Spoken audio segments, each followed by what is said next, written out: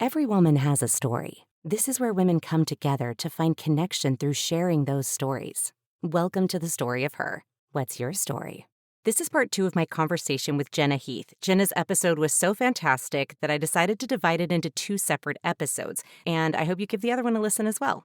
Welcome, Jenna Heath, to the Story of Her podcast. So I want to go back a little bit here. You mentioned that you had a challenging childhood. And I'm wondering how you feel like those experiences, you talked a little bit about your dad letting you float from thing to thing to thing. What else from your childhood do you feel like got you to where you are? Because you have such a brilliant outlook on life and such a positive outlook. And, you said you don't want to raise kids because you don't want to have to help people, like little people figure it out, but you're doing it every day. Yeah, You're that's true. helping people every day. And that is a gift that you're giving to the world in a beautiful way. That's how you've chosen to take that need to nurture and care for others. And that's powerful.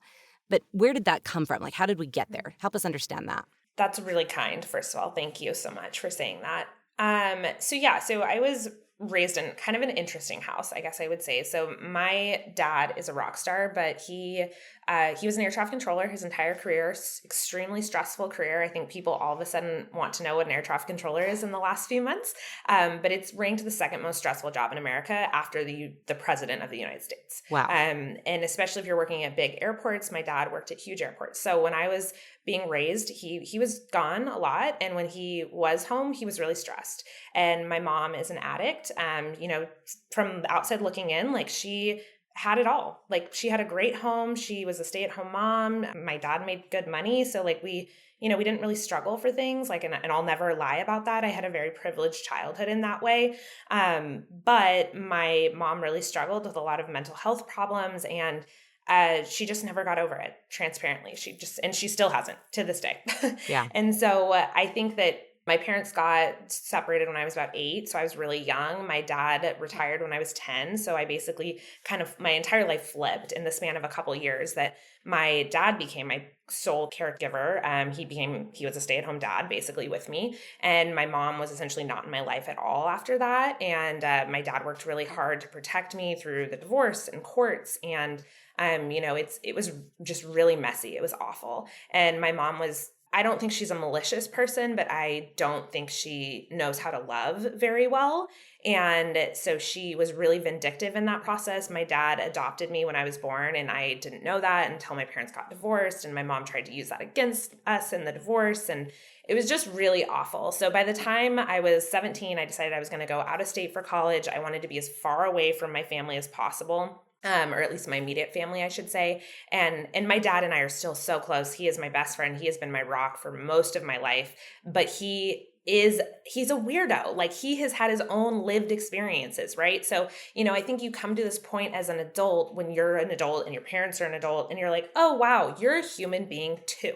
Like your parents screwed up and they screwed you up, and then you pass some of that screwiness to me. And I think that's why I'm so proud of parents that choose to go to therapy and break generational curses and really not pass along that crap to your children. And even though I don't have my own human children, I do really believe that because I've done a lot of the hard heart and mind work with therapy and other avenues and really honestly healing like a lot of my childhood trauma, that allows me to show up as a better person for my students, for my clients, that like I don't take that drama with me. Like I am not going to influence your choices in your career and how I would advise you based on my crappy lived experiences. So when I went to college, I had already kind of rebelled. I think I spent a lot of my high school years rebelling. And so my college years were actually really calm, which was amazing. It really allowed me to focus on school, focus on friendships. I met my husband when I was a sophomore in college. So we met when I was really young. And it just, everything kind of seamlessly went together. And then I was diagnosed with an autoimmune disease when I was 21. I was diagnosed with Crohn's disease, which again, life totally flipped upside down. And I think all of those experiences made me realize, one, I am a hyper overachiever. That's definitely my personality. There's nothing wrong with that. But when you really claim that as your entire identity, your body usually lives in a moment of stress pretty much all the time. My body was essentially living in flight all the time. And that's not healthy for your body, your immune system, your brain. And so I think going through all those experiences made me understand the value of professional services. I saw a therapist for a really long time. And if that's not someone's path, that's okay. But that really did change my life. I also got really, really into health and fitness. So I mean, I still work out pretty aggressively, like 4+ days a week. And those things help me. Like they make my brain clear, they make my mind clear. I've also recognized that, again, I think just I had to mature at such a young age because of my mom's choices. And so it's easier for me to look at other people and be like, oh, like you're not a bad person, like, but something happened to you that's making you behave this way. So it's easy for me to separate out people's actions from their identity. And I almost feel bad for people that they can't do that, because people say and do all sorts of mean and crazy things. And I'm like, you're not a bad person. You just, something happened to you that you haven't chosen to heal yet. And you need to do your own work to do that. So I think that, I'm super grateful for all those experiences now. And I think people think I'm crazy when I say that, but I am. Like, I am grateful that I have a mom who's an addict who I haven't spoken to in the last handful of years. I am grateful that I have a dad who had a really high stress career who taught me how to be independent. I'm really grateful I had extended family that like kind of took me in as their own child. I really learned the importance of, especially as a female, I learned the importance of powerful women around you, that it doesn't have to be your mom. It could be, a peer. It could be an older cousin. It could be anyone. It's someone that you're willing to allow to influence your life and your choices. And some of the women in my life who are not even family to me have been so instrumental in my life. And it honestly makes me like emotional thinking about it, because I think so many people are so tied to like, if their family dynamics are not great, but that doesn't mean that your life can't be great. You just have to choose. You have to make some choices. So I really identified when you were like, I'm an optimist. And I'm like, I'm actually not at all. And I think people sometimes think I am. I'm a very realistic person, but I have chosen to learn to see the good as much as I can. It's still hard for me. I have to like actually try, but I love being able to find reasons to be grateful and to choose to see the good in situations that sometimes people can't. And I think so much of that came from my childhood. And it was messy and rough and challenging. And like, I would never wish it upon anyone else. But I am grateful because it made me who I am. And I think who I am is pretty freaking awesome. Yeah. There's so many things that people can take from that and I hope learn something about themselves and reflect. The thing that really stood out to me is what you said about strong women and having strong women in your life. And I think that that's equally true for small children and teenagers as it is for us as adults. And it's ironic. Yesterday was Mother's Day. And I have a lot of friends who really struggle with Mother's Day as a result of A, having parents who were terrible, mothers who didn't show up for them the way they wanted them to, or B, they're either not parents or don't want to be or can't be. And so Mother's Day becomes this really challenging thing. And I did this presentation at our church, really focusing in on mother as a verb and not as a noun. We often Oh, I identify love that. motherhood as a noun. You are a mother. It becomes part of your identity. But anyone can mother others, right? And so when you had all of these women mothering you that were outside of your family even, and you've chosen to mother so many people, to nurture them, to help them see their potential, to reach actualization in their life, being able to tap into that resource of a sisterhood of other women around us is something that I wish more people had the ability to do. I was lucky to be blessed with 3 sisters. Like I was born with sisters. And as we've aged, my mother has become more of like another sister, right? Because I'm as way older than she was when I moved out of the house. Like we've reached a different dynamic. But it's the other women in our lives that we often forget, and they are just as powerful. So I really admire that ability to see that. And I admire your resilience. Like you show great resilience throughout that journey and that path. And instead of allowing it to give you a victim mindset of, oh, this happened to me, this is so terrible, it's so horrible, my life is, instead you took it and you found reasons to be grateful. And we could all model that more. I think everybody could model that more in their lives. Do you feel like there were times in your life, even now, that your responsibilities or any labels that you wear that are assigned to you by the world have become crushing or taken over your identity or caused you problems? Yeah, that's a good question. I mean, I really resonate with what you said, that I just refuse to be a victim of my circumstances or really of what other people tell me I should and shouldn't do or be. I refuse to allow other people to define my life. I literally refuse. And I think everyone that knows me would say, like, I'm just really, I guess I am like kind of argumentative that I don't mind other people having a different point of view than me. I have to understand it. You have to like walk me through that. And so that I've taken this idea of curiosity whenever people try to assign labels to me, and I really genuinely try to seek a heart of curiosity. So a lot of people like to talk to me about being child-free by choice because it is a little bit more uncommon. I think it's more common nowadays than it used to be. But I mean, my husband and I made that choice over a decade ago, so it was certainly not popular then. And so I think that when people ask me about being child-free by choice, I always ask them, I'm like, okay, so like, are you curious about my story, or are you trying to make some life choices and you need support with that? Because I answer the questions a little bit differently. I really do. So I think I always lead with that heart of curiosity. I think if it's negative, which a lot of times it is, again, child-free by choice, a lot of times people are like, oh, like, you'd be such a good mom. Like, you're so amazing. And I'm like, I am amazing. I don't disagree with you. And I don't say that egotistically. Like, I just have a lot of confidence in who I am and who God made me to be. Like, I know I'm amazing, and I know I'm on this earth to do a really hyper-specific thing. And I know raising kiddos is not one of them. And that's okay. And so I try to be vocal about that when people are like, oh, but like, you're missing out, or what are you going to do when you're older? And again, like, I kind of flip it on them, exactly what you said, that, you know, like, I am honored that I get to be a part of so many people's lives and honestly, because I'm not a mom, I do have a little bit more capacity. Like, again, I value so much my friends that are moms, and they're amazing, but it is such hard work. Like, it really, especially when they're young, they need you all the time. And so you just have less capacity for other things. It's not right or wrong. It's just true. But I love being that person that does have the capacity, that like, when my best friend was in the middle of a divorce, like, she came and lived with my husband and I for like 6 months, and we took care of her, and we like walked her through that process.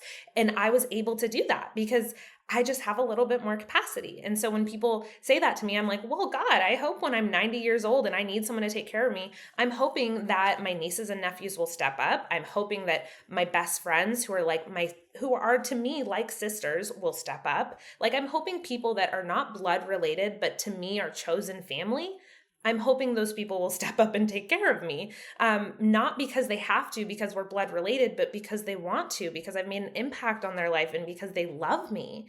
And I always remind people, I'm like, my mom is blood related to me, and for right or wrong, like, I will not be taking care of her as she gets older. She can figure that out herself. And I've been very open with my entire family about that. That does not make me a bad person.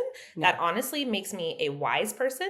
It makes me a safe person, that I am choosing to take care of myself and my immediate family, which is my husband and myself. Like, that's me taking care of us. So, you know, if people choose not to understand, that's okay.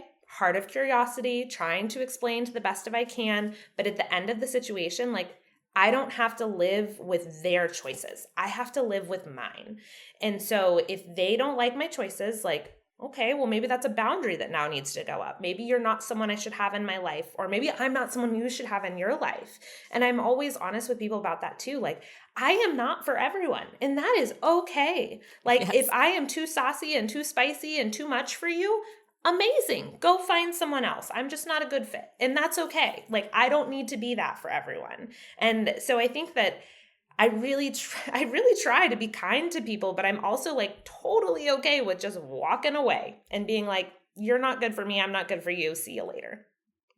I really think there's power in being able to understand yourself and make choices, and to not expect anybody else to validate those choices. And the problem comes when other people are wanting your choices to validate their choices, right? Yes. Like, if you're not having kids, then am I wrong for like, their brain is trying to come to terms with that. Why can it not be as simple as just going, wow, what a cool life choice. Like, what a cool idea that you're like, I can spread my capacities in so many different ways, and I'm going to choose that and be intentional about it. I wish I could find the quote off the top of my head, but there's this Brandon Sanderson quote, which he's one of my favorite authors. And it's like, the power of women is the power to choose, like having that power to choose. And the problem is we want to advocate for that. We go out and we wave our signs and we advocate about the power of choice in very specific ways, right? But at the same time, we want people to make our choice. For years, I felt less than by so many people for my choice to be a stay-at-home mom, right? That was a very intentional choice. It wasn't something that happened to me. It wasn't like, oh, I guess I can't afford daycare, so I'll stay home. My husband and I, when we got married, it was, I would like to be a stay-at-home mom. It was a part of my nature. It was something I wanted to do. And I felt great joy in that. And then when I'd go to parties or places and people would be like, what do you do? Again, right? We put all this emphasis on what is the title you wear. And I would say, oh, I'm a stay-at-home mom. And they're like, oh, well, what do you do? Well, I take care of kids. Well, what's your job? That's my job. Why can we not validate? Like, I can say, I loved that choice for me. I love your choice for you. And we can all impact the world in different ways. And there's such beauty in that individuality. And when we go back to that concept of sisterhood and working together, I can draw strength from you in your choices, that child-free by choice, and you can draw strength from someone like me with kids, and we come together to create a better world if we stop fighting about it and trying to justify everybody else's choices. Amen. Yes. Yes to all of that. I mean, I think that's 100% accurate. And I think men struggle with this in different ways, but I think women especially, we're just kind of bred to compare one another. And I think it's one of the worst decisions you can make as a person, but definitely as a woman, because you will always let yourself down every single time. Like, if I compared, so one of my best friends, her and I had a very similar career trajectory, and then she had kiddos, decided to stay at home. I continued up that trajectory. And when I started my PhD program, she was one of the very first people I told, because that would have been her path had she not had children. And she was like, I'm so excited to talk to you about your classes and to talk about your research. And she has been one of my best supporters. But I think about who she is as a mom, and she was born to be a mom. She really was. And the way that she is able to homeschool her kiddo, and the way that she's able to influence him and their family, and the generational curses that she's been able to break, and then passing that down to her sister. And it's so beautiful and amazing. And I think if either one of us chose to compare to each other, we'd both be like, oh, I'm not doing enough to impact the world, or I'm not doing enough with my education, or whatever it is. But instead, and we're really interesting, because we've been best friends since we were 12 years old, and we're dramatically different. Our values are so different. We have different political beliefs. We're different across the board, but we still I love her more than most people on this planet. And I think she would say the same about me. And I think part of it is because we've really learned that our differences is what makes our friendship so beautiful and so strong and so safe. That I remember during a previous political election, her and I would call each other and they'd be like, can you explain this to me? Because this person is saying this and I don't understand. And we have different political ideologies. And I think that safe space where we could ask each other questions became so valuable to both of us, because we were really able to be like, oh, okay, that's where they're thinking, or that's why they're saying this. And it allowed our hearts to be kinder to people that we didn't understand. So I think those safe spaces of difference is actually where hearts can mend and minds can and work together, instead of that comparison and that challenge and that inability to really work together and collaborate. So it can be a beautiful thing if you can find that safeness in it. Yeah. And I think that safeness has to come from within us personally. Your friend and you have this relationship, not because she's great at it, but because you're both trying, right? Yes. So we have to think, and we can't change other people. So it's how can I change myself and how I interact with others? How can I ask that question? Like you said, when people come to you and say, why are you child-free by choice? And you say, are you asking out of curiosity, or are you asking because you're trying to figure out your own choices? What if we approached everything in the same way? Are you asking about my political beliefs because you're curious about what I believe, or because you want to validate your own feelings, or because you're interested in changing your ideas and you're not sure? How different would the discussion be? Every discussion could be based off of that simple choice. And I'm very blessed to have one of my very best friends on the whole wide earth. She is so polar opposite of me in the same way you discussed. And we were just talking last week about why it's so nice to be able to talk to each other, because we know it's always going to be safe. We can express any political opinion, any religious opinion. And I am a member of the Church of Jesus Christ of Latter-day Saints, and she's a Jew. So different. Yeah, and we have another bestie who is a born-again Baptist, right? Like, we're all so different. Our political beliefs are so different. But when we come together, there's never any challenge in that. It's just, help me understand. Like, when my son went on a mission for our church, she's like, can you tell me about why he would do this? And then when he came home early because he was really having trouble, she's like, how's that impacting you? I'm curious. I want to know, what does this look like? She just wanted to know how I felt.